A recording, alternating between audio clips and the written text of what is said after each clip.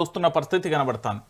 So ఈ episode నిన్న రాష్ట్ర రాజకీయాలలో పూర్తి స్థాయిలో కూడా చాలా హృదయ విదారకమైన సంఘటన. దానికి సంబంధించి కూడా కనీసం అక్కడ ఎవరు కూడా అంటే పార్టీలు చాలా ఉన్నాయి తెలంగాణ రాష్ట్ర వ్యాప్తంగా. ఒక రకంగా చెప్పాలంటే ఇక్కడ అన్ని పార్టీలు ఉన్నాయి, డజన్కు పైగా పార్టీలు ఉన్నాయి. కానీ కాపాడే వాళ్ళు లేరు, రక్షించే వాళ్ళు లేరు, సాయం చేసే వాళ్ళు లేరు.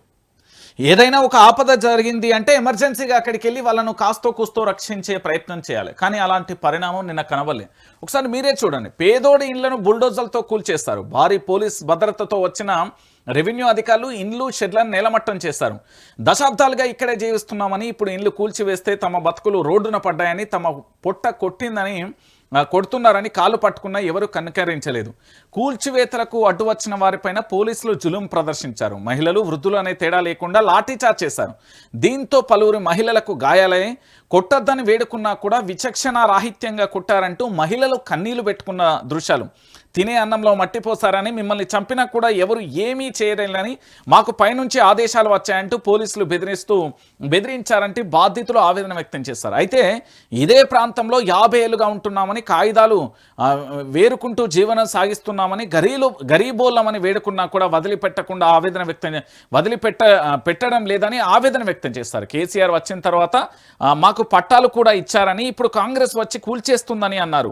కాంగ్రెస్ ఒక లుచ్చా ప్రభుత్వంగా మారిపోయిందని ఆగ్రహం వ్యక్తం చేశారు. 40 ఏళ్లుగా ఉంటుంటే ప్రభుత్వ జాగా అని ఎలా అని నిలదీశారు. కనీసం మాకు నోటీసులు ఇవ్వకుండా ఎలా కూల్చివేస్తారంటూ ప్రశ్నించారు. మగ పోలీసులు ఆడవాళ్ళను కూడా చూడకుండా కొట్టిన దృశ్యాలు. దాంతోపాటు ముఖ్యమంత్రి పెద్ద పెద్ద బిల్డింగులు కట్టుకుంటే మేము గుడిసెల్లో వేసుకునేందుకు కూడా జాగా ఇవ్వరా అంటూ కూడా మండిపడ్డ పరిస్థితి అయితే కనబడుతుంది. సో ఇక్కడ ఏంది అంటే తెలంగాణ ప్రభుత్వం నుండి వచ్చిన పట్టా రిజిస్ట్రేషన్, కోర్టు నుండి వచ్చిన ఆదేశాలు ఇచ్చినా కూడా ఇంటిని కూల్చివేసిన పరిస్థితులు కనబడతాయి. ఇది నిన్న జరిగిన కుత్బుల్లాపూర్ నియోజకవర్గానికి సంబంధించిన ఎపిసోడ్. నేను ఎందుకు ఈ ఎపిసోడ్ని చెప్తున్నా అంటే రాష్ట్ర వ్యాప్తంగా ఉండే చాలా ప్రజా సంఘాలు ఉంటాయి.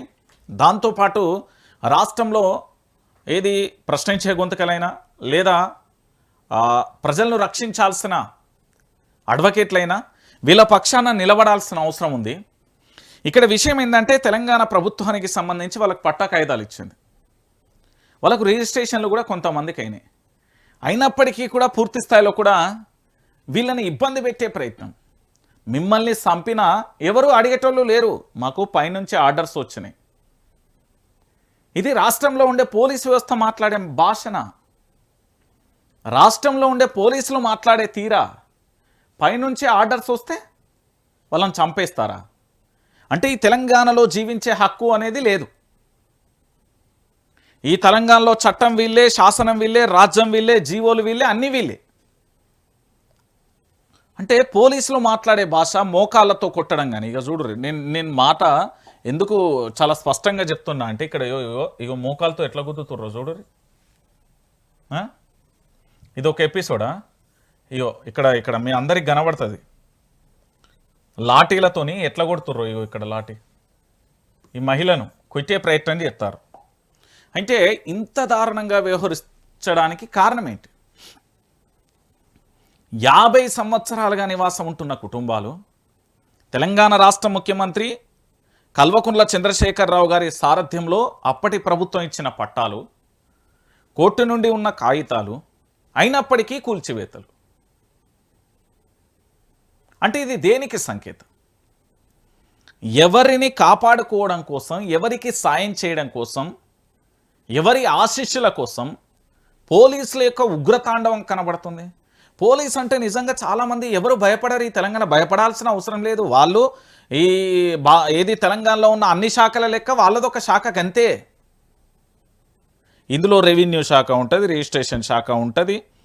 ఇట్లా ఈ శాఖలలో పోలీస్ శాఖ అనేది ఒకటే. వాళ్ళు కొడితే మనం వెళ్ళాల్సినవి చాలా ఉన్నాయి. ఈ రాష్ట్రానికి సంబంధించిన డీజీపీని కలవచ్చు, మానవ హక్కుల సంఘాలను కలవచ్చు, దాంతోపాటు చాలామందికి ఫిర్యాదు చేయొచ్చు, గవర్నర్కు చేయొచ్చు, కేంద్రానికి చేయొచ్చు, వీళ్ళ రాహుల్ గాంధీకి పోస్టు చేయొచ్చు. వీళ్ళ తెలంగాణ ఇన్ఛార్జి మీనాక్షి నటరాజన్ తాను కూడా ఒక మహిళే. ఇక్కడ తెలంగాణలో ఉన్న మహిళల మీద లాఠీలు రులిపిస్తున్నారు. మరి తన ఏం సమాధానం చెప్తుంది అనేది కూడా క్లారిటీ లేని పరిస్థితి కనబడుతుంది. అంటే వీళ్ళు 50 ఏళ్ళుగా నివాసం ఉన్న వాళ్ళ ఇళ్లన్నీ నేలమట్టం చేయడంతో పాటు పోలీసులందరూ మహిళలని చూడకుండా ఇష్టం వచ్చినట్టు గుర్రగుర్ర గుంజుకెళ్తూ ఇష్టం వచ్చినట్టుగా వాళ్ళ మీద లాఠీలను రులిపించారు. మరి దీని మీద పోలీసులు ఏం చెప్తారు సమాధానం? రాష్ట్రానికి సంబంధించిన డీజీపీ ఉన్నాడు, దాంతోపాటు ఇక్కడ పోలీసు వ్యవస్థ చాలా క్లారిటీగా కూడా దీని మీద సమాధానం చెప్పాల్సిన అవసరం ఉంటుంది. ఎంత ఉద్రిక్త పరిస్థితులు ఉన్నా కూడా మహిళల మీద చేయి చేసుకోవద్దు అనే ఇంకిత జ్ఞానం లేదా? మళ్ళా అంతా మగ పోలీసులే ఉన్నారు, ఆడ పోలీసులు కూడా లేరు అంటూ కూడా వాళ్ళు చెప్తున్న పరిస్థితి కనబడుతుంది. ఇక్కడ మీకు ఫోటోలలోనే ఇట్లున్నదంటే ఇక వాళ్ళ ఉగ్రరూపం ఏ రేంజ్లో చూపించారు అనేది మీ అందరికీ తెలిసిన విషయమే. ఇక ఈ పరిస్థితి ఇట్లున్నదా? దీంతో